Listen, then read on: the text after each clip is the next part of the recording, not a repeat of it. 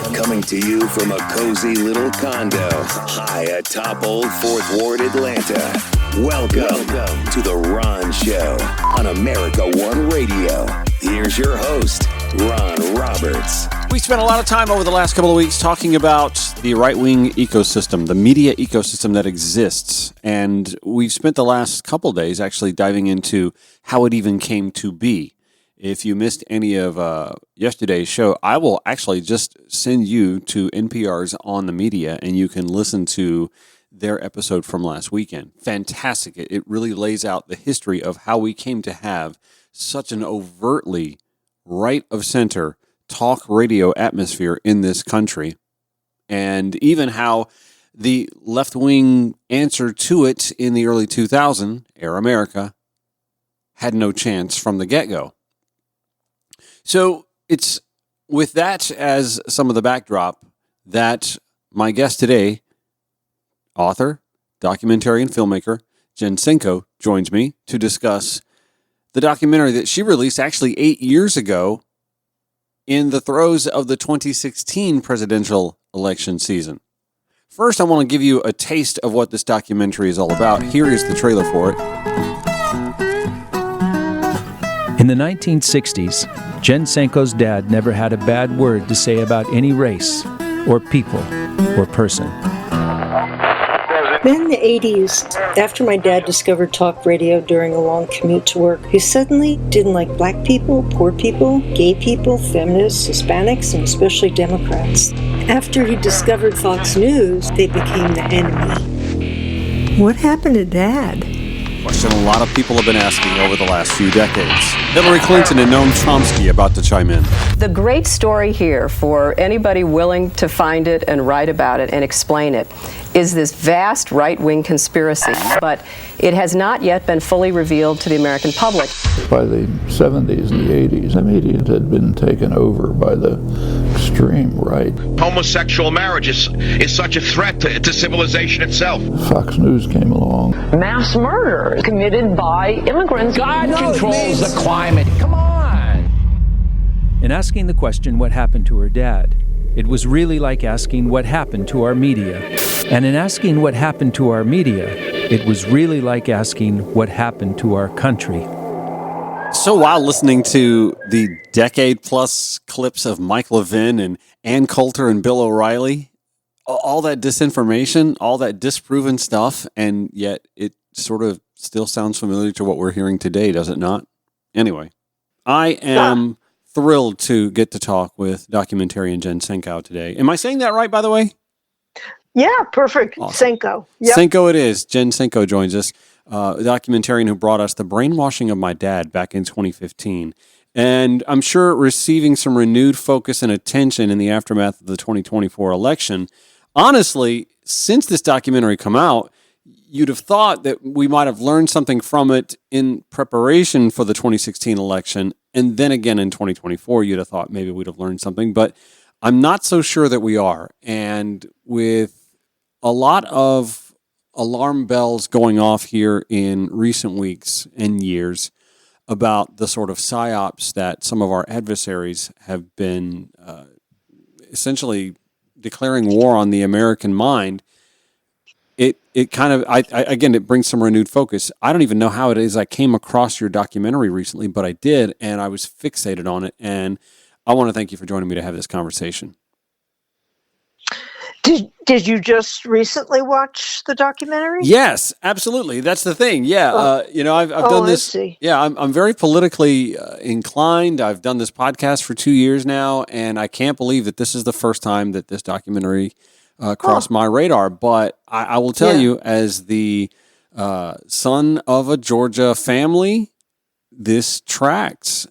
And not that my dad is, politically active or motivated, but I hear things come out of his mouth that makes me go, wait, where did you hear that? And and I remember being a kid in college in the 1990s when I first heard the word Rush Limbaugh. God. It was from my roommate. And I was like, like, oh, okay, this guy's a little off. And then my first TV job, I was working in master control, and we worked for a small TV station in Athens, Georgia, that used to air Rush Limbaugh's daily TV program. Oh, So, wow. yeah, I was introduced to Rush Limbaugh very early on. And being a kid who worked for 25 years in radio, I know the power of talk radio, and I know the focus. I know who the target is. Right. I know how lucrative the field is, and just watching this, it just all triggered a lot of emotions and memories in my childhood and in my adult life as well. Yeah, it actually came out March 2016, but we had a work in progress show at Michael Moore's Traverse City Film Festival in 2015, and that's when IMDb just grabbed the date. Gotcha. But it's not that not that big a difference, but it was enough of a difference that in January of 2016, we came across a photograph of Trump mesmerizing a crowd, and I thought, okay, I got to pay. I got to pay for that picture. I got to slap that in there. So the difference, it made a difference. Do you remember what you thought of Rush Limbaugh when you heard him? And was your roommate interested in him? Ironically, my roommate came from a very liberal part of California. His family rather well off. And you and I both know, like, we live in a tribal country. If you are white and come from a well-off family, chances are you're going to be coming from an ideologically more conservative, faction. And that even, like, I'm a gay man. I find that amongst white gay men, if you come from a family of affluence, your being gay is canceled out by your affluence. And anyway, so my initial thoughts. That's interesting. My initial thoughts on Rush Limbaugh as a kid, as a 19-year-old or 18-year-old college freshman, I didn't like him then. In general, I'm repulsed by people who are just obnoxiously arrogant, and so he was obnoxiously arrogant. And oh, by the way, he said a lot of things that just innately did not set well with me. So that was my first reaction to Rush Limbaugh, and I found myself for a little while hate listening, but after a while, I was like, I can't listen to this. Did you say you tried listening to him for a while? I didn't catch that. Yeah, mostly hate listen. You just tune into something because you're like, oh, let me listen to this guy I totally disagree with. Oh. So I did that for a minute, but no, I don't. I couldn't do it for very long. And being a closeted gay guy in this country, I heard a lot of vitriol aimed at me that my roommate, obviously at the time, because I was closeted, wasn't aware was actually damaging to me. I knew pretty early on that I wasn't going to agree with this guy, and that's pretty much the case. Yeah. And I don't know how much of that affected my thinking, like my growing up, realizing I was a closeted gay kid. I don't know. I grew up outside a military base in a pretty diverse classroom by and large, so I think maybe that played a factor. One of my best friends is an African-American female, and so she, helped shape my perspective and developing empathy for marginalized people and women and their causes. So I don't know. There were just people all along the way who did impact my ability to empathize, but it wasn't Rush Limbaugh for sure. Right. It's interesting, though, because Rush Limbaugh, I'm sure you noticed this in the film, when he was being interviewed, he said something like, my whole shtick is to make you mad, and people want to come back for that. So that's interesting. That kind of jives with what you were saying. You were hate listening. So talk to me about the focus of your documentary is specifically your dad and the transformation you saw. It's kind of like the analogy of the frog in the pot. You don't necessarily sense that the water's getting warmer. It kind of creeps up over time. So what to your knowledge, what was the first sign that something was happening to your dad that you actually recognized? Yeah, that's a good analogy. I've used that analogy myself, a frog in a boiling water. Also, another analogy I've used is that it was like watching the invasion of the body snatchers with the pod people. Yeah. I had, I remember having a little conversation with him about Bush when Bush was I think, no, the senior Bush, maybe. And it was about abortion. And I said something like, I know they were going into Iraq. And it was the first time. Right. Okay, yeah, it was senior Bush. And he said, if they had pursued alternatives to energy, they might not have to do this. The other things were, I lived in New York. They had moved back to New Jersey. That's where we grew up. And he would pick me up at the bus station, and I would notice he'd be listening to this jerk, Bob Grant, right? And he just started getting snarkier, my dad, like a little bit snarkier. And then gradually just more and more combative. Right. And, like I talk about in the movie, like one day, we had a disagreement, like he was passing a Hooters, and he said something in defense of like the Hooters, and I'm like, that was just so unlike him. You mentioned that in the documentary. Yeah, they came out of nowhere, and I disagreed, and he threatened to pull over and let me hitchhike home. My gosh. But that's as it got worse. I just had a bad feeling all along that something was happening and he was changing, and that it was no good, that it was not going to be productive. Right. We are on with author, filmmaker, documentarian Jen Cinco of the Brainwashing of My Dad documentary and book. So we're going to take a quick break and come back and pick up this conversation on The Ron Show, America One Radio, Progressive Voices via TuneIn or wherever you podcast. I definitely appreciate you listening to The Ron Show.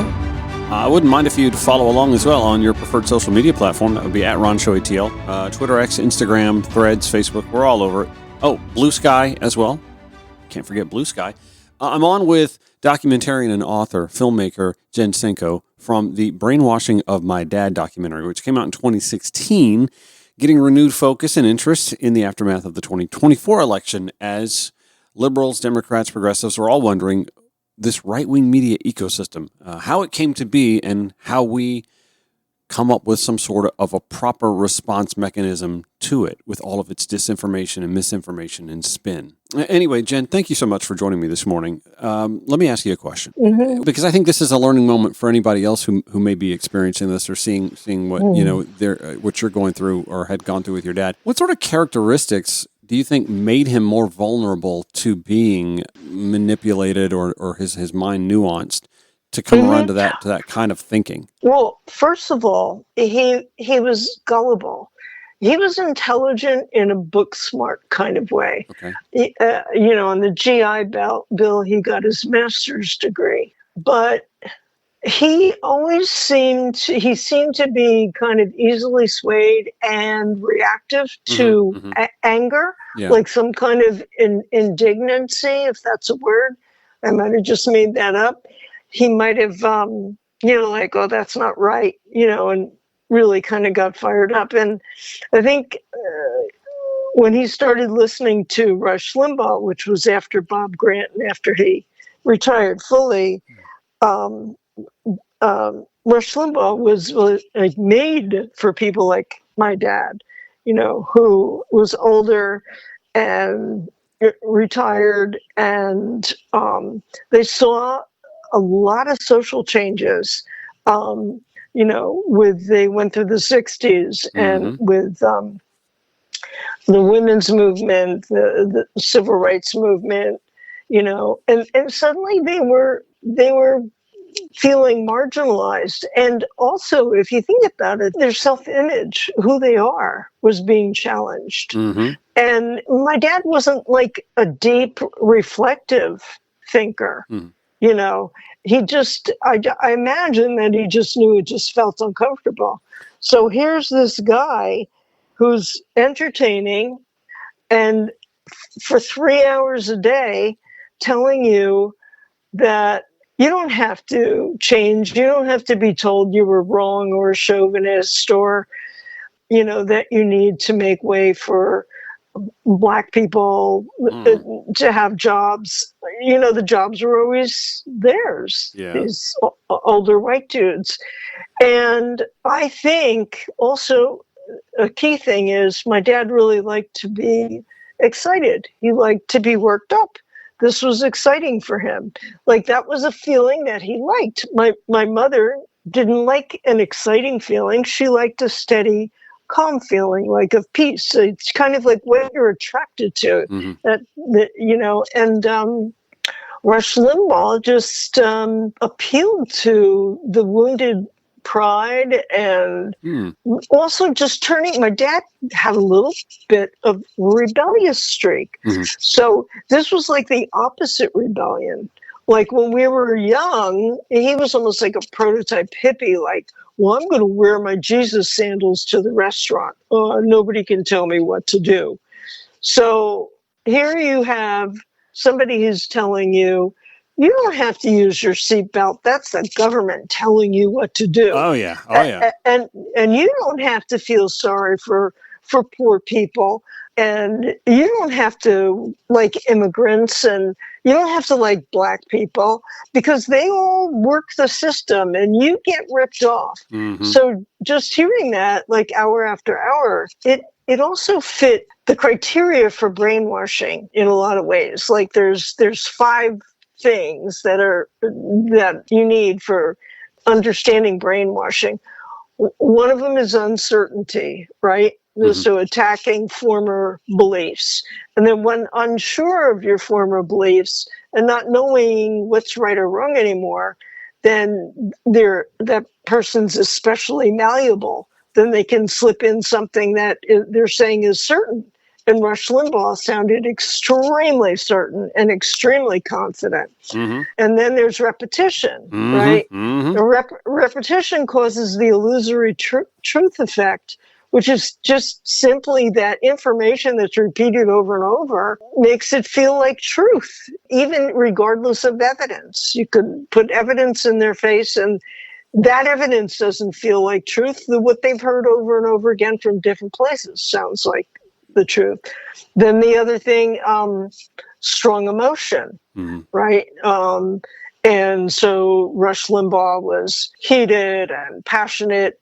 And then, 1, 2, 3, that's 3 things. The 4th thing, probably one of the most important things, is isolation, right? You're cutting the person off from other sources of information. Yeah, absolutely. You know, absolutely. And I think the upbringing of Fox News to add to that, once Rush Limbaugh had established, and not just Rush, but conservative talk radio in general had established itself, then came along Fox News, which enabled the radio listener to no longer have to rely on CNN or the nightly news on CBS, ABC, or NBC to sort of balance out what they had been told all day. Then came Fox News to sort of partner with what they'd been told all day. And under the guise of, well, we're journalists, but at prime time, we're going to let the opinion thinkers on. It just dovetailed perfectly, unfortunately, to the point now where we have, as I tell people all the time, Donald Trump is not the Pied Piper. He's not the leader of this movement. He is, if anything, he's the Frankenstein. The Godzilla, I call it. He is no different a victim than your father Frank was, in that he too has been force-fed this diet of misinformation and disinformation, and wholeheartedly buys it hook, line, and sinker. Yeah. And isolation, by the way, also happens by, cutting the person off from other sources of information. Both Fox and Rush Limbaugh said that they're all lying to you. Yeah. Only come to us. Rush Limbaugh, in fact, would say, don't think over the weekend. I'll tell you how to think on Monday. Yeah. I mean, he actually said that.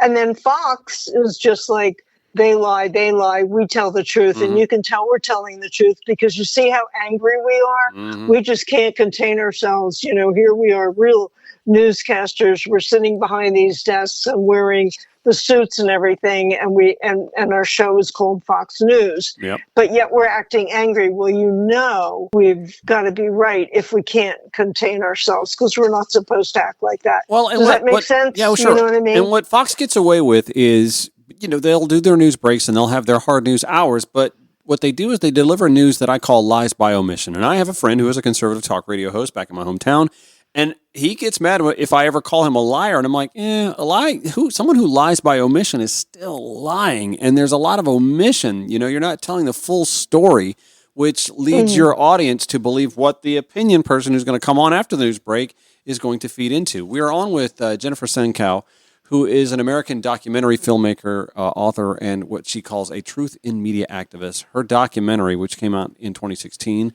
Quick break, back in a second on America One Radio and Progressive Voices. This is The Ron Show on America One Radio.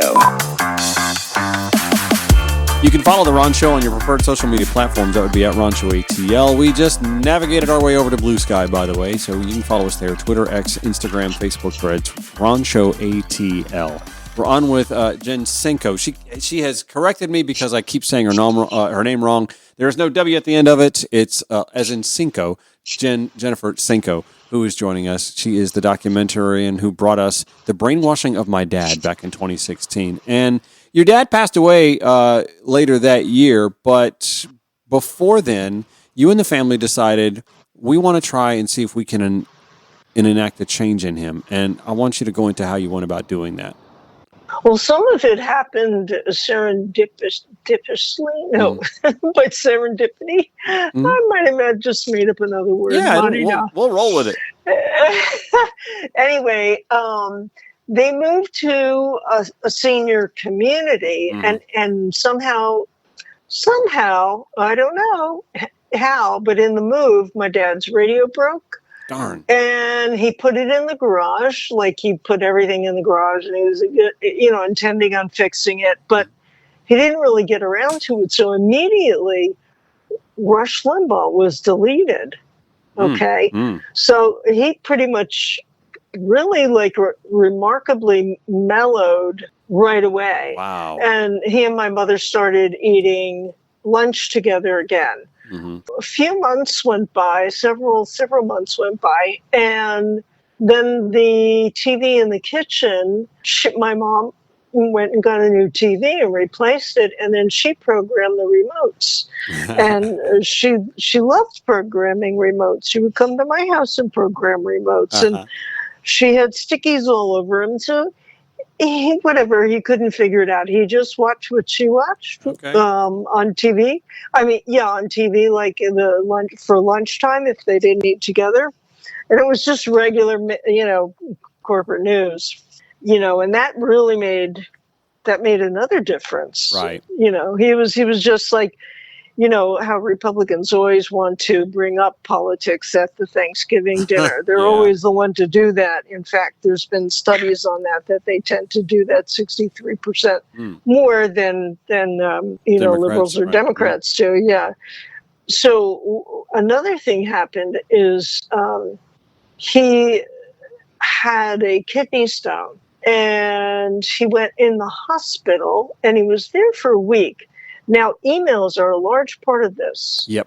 Emails don't really get talked about that much because we have the very visible, or you can hear, the television or the radio. But emails are what alerted me that there was a conspiracy going on because it was just too suspicious. So they were continuing to poison him, and he would send us emails. He just stopped bringing it up as much at the kitchen table.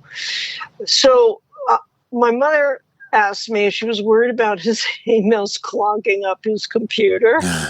So she said, can you delete some of Dad's emails? And I did. And I just said, Mom, they're going to keep coming because you're subscribed to them. Yeah. He's subscribed to them. So she got the idea of unsubscribing him and subscribing him to her more liberal democratic emails like Truth Out, alternate, reader-supported news. And he had kind of a balance. There were still some right-wing ones, but there was a good amount of liberal ones too. And then one day she called me. I was in New York, and she was very excited and speaking in sort of a hushed tone. Mm-hmm. And she said, "You won't believe what Daddy said about Obama. I like that guy. I think he's doing a good job." How about that? Yeah. And previously he had been the food stamp president, illegal president and all that. Mm-hmm. And he even ended up voting for him. So it just showed us that you change the media and you change the mind. Or just remove the media. I mean, that's the thing. I mean, they've done studies, and I know you know this as well, that folks who watch no news at all are more informed on issues than folks who exclusively watch Fox News. Right. Which is sort of because they get tidbits. From the more mainstream outlets, they'll pick something up from like the newspaper or whatever. So your father was a little on in years by the time he's doing the email thing, and now we've moved on to social media, which is a little harder to nuance. And I find myself, even someone who's progressive, like I don't follow any of the partisan stuff. I just don't. I don't want it in my feed. I don't need it. I feel like I can learn this on my own, and I do. I follow this stuff well enough on my own that I don't need somebody to repeat to me what's happening or to email me those salacious headlines. So and so eviscerates Marjorie, or I don't care. Like that does not move me. But I know it does affect people, and I know it does sort of enrage and instill an anger or a hatred or an ism towards someone else in this country. And I'm sure you're aware of the 40-year-old interview of the KGB agent who talks about how this sort of psyops is something that the Soviet Union was very much complicit in creating. And of course, Vladimir Putin, didn't fall far from that tree either. And we all know how he affected social media and public discourse in 2016 and hasn't really stopped doing that since. Started in 2014. Right, exactly. And of course, around the ascendancy of Donald Trump and political discourse. So, so I know you're well aware of this stuff, but at what point, and Joe Biden, I think, tried to deal with this by having, he tried to have like a misinformation board or something like that and roundly got roasted by Republicans for that. I mean, wonder why. But when do you think that the American people will realize that this is a national security threat? Not just for partisan reasons, but understanding that, unfortunately, there's a correlation between that sort of disinformation, psychological warfare going on from our adversaries, and they just so happen to be feeding the right with all of this salacious stuff, or the right's just more movable to it. At what point do you think we realize that this is a national security threat? Well, there's January 6th to what you're saying. Yeah, you'd have thought. January 6th, a lot of the attackers, the insurrectionists, were ex-military, and they play Fox in the military, almost exclusively. Voice of America, right? Yeah. By the way, I don't know if you're aware, but I also wrote a book and it came out like in 2021 because I had continued my research, and then I got offered to write a book. So the book has even more information, by the way, but. This is a terrible thing to say. I'm sorry to say it, but I don't have much faith. The pot is already boiling. Yeah. The frog's kind of already bubbling, roasted. I think like this was the greatest American psyop in history. And I spoke to a few military guys about this. PSYOP is really a military term, and it means like psychological operations to convey selected information to audiences to intentionally divide them. So they might, go into Iraq and attempt to divide the Sunnis and the Shiites, but they hesitate to do that because it's so dangerous, because they rarely mend and get back together after the division has allowed them to accomplish whatever it is they accomplish. It's very difficult to undo. So I'm very I'm very upset about this, because I think people are really entrenched in their ideas, and there's two different silos. I mean, unless you combat that media, we're stuck. They're addicted to that media. They swear by it. They live their life by it. Yeah. To them, that's the truth. Yeah. And we're the ones that are brainwashed and all that. Well, and the irony is, I think a lot of folks on the left are just thinking, this is just a generation that needs to die off. Well, no, we saw the under 40 white male make a huge shift this election cycle. And with the ascendancy of the podcast realm now, and how entrenched the likes of the Joe Rogan are, who's not a political podcast. He just happens to have a wide following and uses his platform politically when someone sees the expediency in doing so. And Joe, again, I've said this before, he's not a bright guy himself. He just happened to be one of the first people with any kind of name recognition whatsoever to start a podcast. And because he has a huge MMA following, and because of his association with MMA, he got the white male audience right away, and it's sort of evolved over time to where he now gets to be a kingmaker. He himself said he only endorsed Gary Johnson because Gary Johnson went on his show. He endorsed Donald Trump, and Donald Trump was the only candidate this cycle to go on his show. I'm not sure if Kamala had gone on it, he would have withheld an endorsement or endorsed her, but that's where we are, where...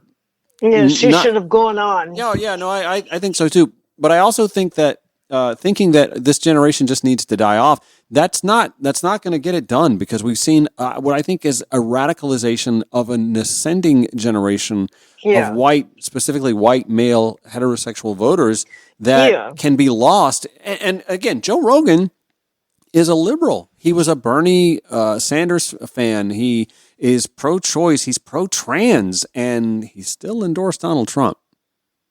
Yeah. I don't know why, but he's not usually political. Well, he went on a show. I mean, that's what he said that about Gary Johnson. I just endorsed Gary Johnson because he went on my show. No, I mean, is Joe Rogan usually political? No. His show usually is not political in nature. He's more a social commentary, but even more about that lately than when his show really ascended to popularity. It's just become a useful vessel for a political movement when they deem it necessary.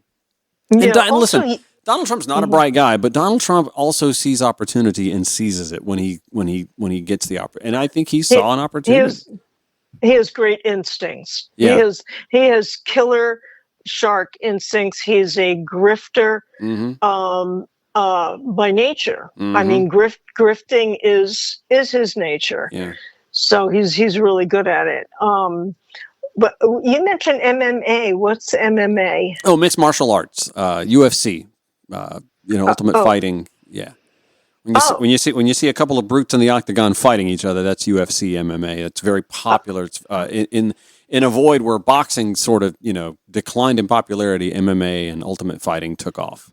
And so no wonder I don't know about it. yeah. Joe Rogan was very, very tied into that off of his reality TV pseudo fame, and I mean he was a bit actor on a couple of sitcoms in the late '80s, early '90s. And I'm not trying to sound dismissive because I don't like him or anything. He was nobody special. He was one of the first podcasters who kind of had a name. Oh, Joe Rogan, that's the guy from Fear Factor. And I see him on UFC fights, sometimes opining. And so he had a built-in popularity from that. And he's made good use of it, and he's made good money off of it. Yeah. So what we have to do, and there's not the taste for it or the desire for it, is somehow we have to take down Fox News. And I think time itself is going to do that. I really do. I think time itself. This is where I think the dying off part does come in. Well, no, I get you. I get the question. Don't get me wrong. But I think we saw this with the election results and the post ratings debacles at CNN and MSN as well. They were already behind the eight ball. But I also think that generationally speaking, people aren't getting their news from cable television or even the nightly news anymore. Social media is the driving. Those who watch cable television, like 71% of them watch Fox. Sure, and then maybe like 16%, watch MSNBC. I mean, don't quote me on those numbers. Well, and listen, even with competition, OANN and Newsmax exist, and they've hardly chipped away at Fox. I just think that is one that it'll be a time sort of thing. Like nobody's listening to AM radio anymore. So there's a reason why there hasn't been another Rush Limbaugh. Upon his passing, it's because the medium itself just isn't that important anymore. It just isn't. And I know that the Clay and Buck show, but they're not nearly getting the reach. There is no Sean Hannity doesn't have the same sort of power on talk radio as he does on cable television and talk radio, and he needed both to have that. And I just at the end of the day, I think that's one of those where. Focusing on Fox News is trying to win last week's ball game when you've got to start the next one, and drafting the lineup for the next game, and that's where. So that's the other thing, is we are on the left are so squeamish about free speech, but with free speech with that privilege comes responsibility. Sure, and I think that we have been too afraid to push back because we know whatever we do, they'll do double. Okay, that's a bully. So we're allowing ourselves to be bullied. But you're 1,000%, and I'm all about like showing some spine and growing a pair and speaking up. I tell people this all the time on this show and otherwise. We have facts, math, data, science, logic. They all have liberal biases, and we need to flex those muscles more often and stand up when people. I was talking with the Senate Minority Leader, the Georgia Senate Democrats. I'm like, you guys need to have myth versus reality, quick strike stuff on social media anytime. Stop letting the lie get halfway around the world before you put your pants on. And that's the sort of thing that folks on the left have to do. But you're right. We can't just sit back and let lies get halfway around the world and not say anything about it because we're afraid of entrenching or trampling on someone's free speech rights.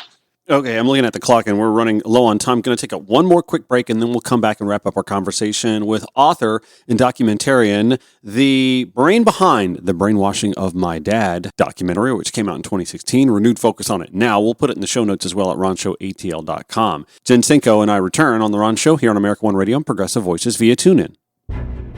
Final few minutes with author and documentarian filmmaker behind The Brainwashing of My Dad, which was released in 2016 and really resonates now in the aftermath of the 2024 election, as well as liberals, Democrats, progressives, all having this discussion about the response mechanism to the right-wing media ecosystem. Her name is Jen Cinco, and I want to thank her for joining us to have this conversation about her personal experience watching literally as her father was brainwashed by right-wing talk radio and then the onslaught of Fox News adding to it. So I guess my question is how do we develop that response mechanism or develop some sort of sense of responsibility on accuracy in reporting without infringing on First Amendment rights? There are laws that should be passed. For instance, you had like Sherrod Brown lost his bid in Ohio. Mm-hmm. And one of the reasons is because of dark money, but also the ads outright lying about him. Why is that legal? Why should lying about an opponent in an ad be legal? Well, I often wonder why candidates don't file slander suits against PACs or candidates that run outright lies. I've often wondered that because if you defame someone or slander someone, that does not infringe upon your free speech rights to say it. It just means that there are repercussions for it, and that's. Yeah, but see, people don't do that. But by then you've lost the race, and I think the race is more important than winning a lawsuit at the end of the day, because it's more important. You're right. But it's like finding a company for violating a law. Okay, great, we'll pay the fine, but nobody's going to jail for it. There are no real repercussions for that, unfortunately. And so I think that's part and parcel why people just try and and the other thing is, we can talk about dark money all we want, but like Kamala Harris outraised Donald Trump. The Democratic Party outraised the GOP. I meant dark money in order to pay for all these ads. Oh yeah. The PAC stuff. They come out. And Trump actually lied too. Oh, sure, of course. As much as he breathes. Saying we're going to save your Social Security and the Democrats are going to take it away. It's just such an obvious outright lie. How is that infringing on free speech if there's a law that says you can't outright lie? Yeah. In a perfect world, we would have some sort of commission that gives its blessing to any campaign ad that runs at the state or federal level. But obviously, we don't have something like that. A nonpartisan group that would, give its blessing before something airs. But that's just, again, that's pie. It's pie in the sky. And now that's a good idea. With a Project 2025 FCC director coming in, you can expect a lot less of any notion of that coming into play, unfortunately. But a lot of these things should have been done when we had the House and the Senate. But again, Democrats were in charge. But again, Joe Biden tried that. He tried to field a misinformation commission or board or something like that, and got roasted by the right for it, because he just wanted. Because I think he sees what we're seeing. I think he sees that we have foreign adversaries who are trying to distort the truth in this country, and it's affecting our politics. And he tried to deal with that, and the right, who benefits from it, was like, no. But I do know that there has to be a realization at some point in time from folks left, right, and center, at a point in time where we've got people in office who would say, yeah, this is a grave threat to our national security, and we need to address it collectively. And until we have that kumbaya moment, left, right, and center. But see, this whole thing started with American oligarchs back in the 50s. Sure. They were pissed off about FDR and the social safety nets that he came up with, the safety nets and all that. And then after Brown versus Board of Education was passed in 1954.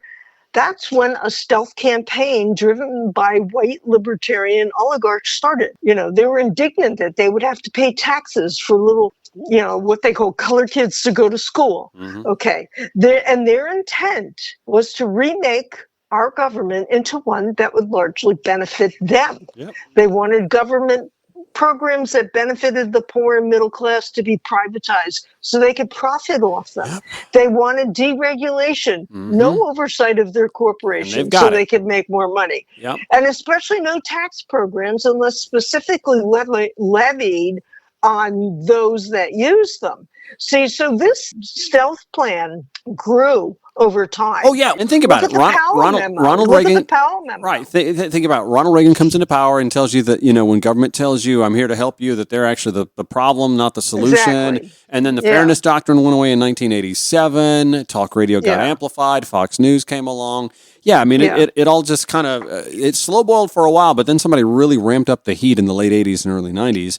And again, I don't think Donald Trump is the cancer. I think he is the tumor that could very well undo this republic, unfortunately, if we cannot combat it. I will say this. I'm heartened to hear that a lot of progressives are looking at some of the things that he said on the campaign trail that they would actually agree with, and will call him out on them if he doesn't bring them to pass. The 10% cap on loans and credit card fees, bring it. Let's put that on a bill on its own, and I believe you'll get Bernie Sanders, Elizabeth Warren, and other liberals and progressives to sign off on it. Anyway, I can sit here and go off for a little bit longer, but I see I'm running low on time. I just wanted to bring attention to your work, the documentary that came out in 2016, and the subsequent book that released, you said, in 2021 as well. It is called The Brainwashing of My Dad, and it follows along as talk radio and its collective right-wing ecosystem that we've been talking about since the day after the election.